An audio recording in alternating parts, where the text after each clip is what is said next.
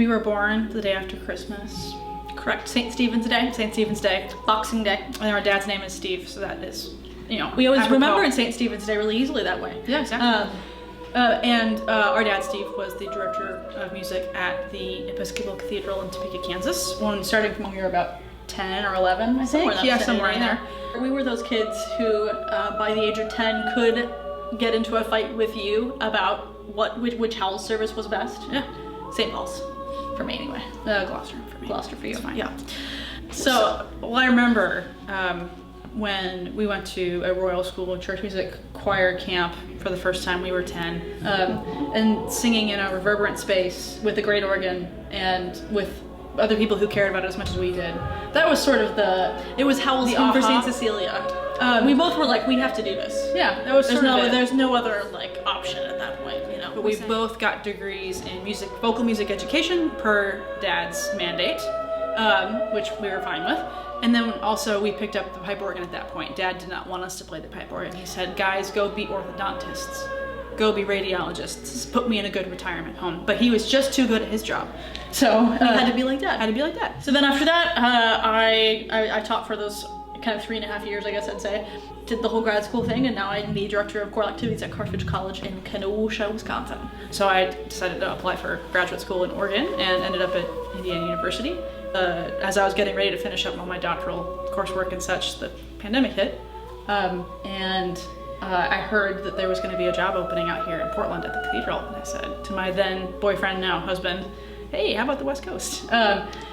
We loved it out here. I had no intention of being out here forever, but then my predecessor Bruce Neswick announced that he was retiring, and I said, well, you know, we like it a lot out here. Might as well throw my name in the hat, in the ring, and here we are. So we don't get to see each other enough, being a 4-hour flight away from each other, but we love to collaborate every chance we get. So. For the last several years here at Trinity, we've been alternating between Benjamin Britten's Ceremony of Carols and John Rutter's more contemporary answer called Dancing Day. Both of these are for treble voices and harp. And somehow in this series of conversations I had with Nathan, we got to new Ceremony of Carols. What a great idea. Who was going to write it? And I said, well, Maggie just wrote this great new carol. And so we went out on a limb and asked her to do something she'd never done before, and she said yes. I didn't set out to be a composer. Like, this is not something I ever thought I was gonna. I mean, I always enjoyed writing little things. You know, we both write when we need something, right? We understand the choir that's in front of us. We say, okay, I want to. You know, this is gonna be doable in this amount of time. Never written anything longer than 5 minutes before in my life. So writing a 20-some minute work for an instrument I don't play, and it was an amazing challenge, and I hope that people will enjoy it. One of the things that's different about Maggie's piece compared to either Benjamin Britten's piece or John Rutter's analogous piece is that I asked Maggie to write for the full spectrum of our singers. Both John Rutter's piece and Benjamin Britten's piece only featured the treble singers. Again, thinking about being inclusive and the fact that we have this new choir just for people who have lower changing voices, and I didn't want to exclude them. So I asked her to write for everybody. So we have some movements that are for the full choir, we have some movements that are just for the trebles, and we have some movements that are just for lower voices.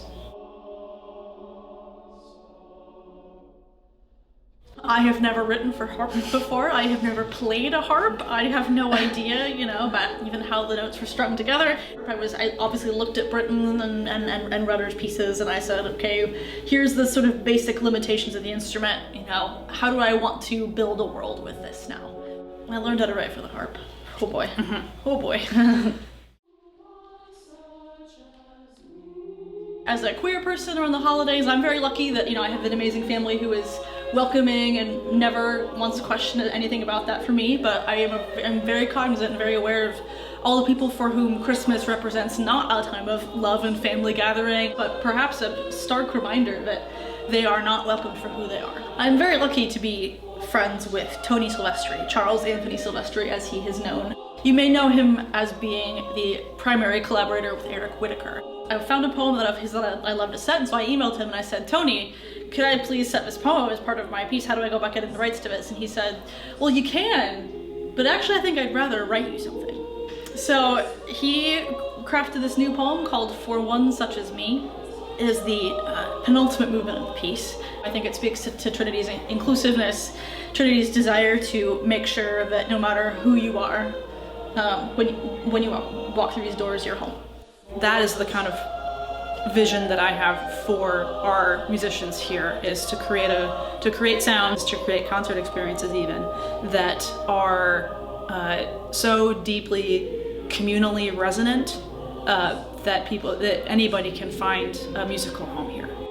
You can join us at Trinity for the premiere of this really exciting new work at our Christmas concert, which is going down December 16th. That's a Saturday at 7 p.m. And there's a great party afterwards, so please stay and enjoy. You can buy your tickets online through the Cathedral's website.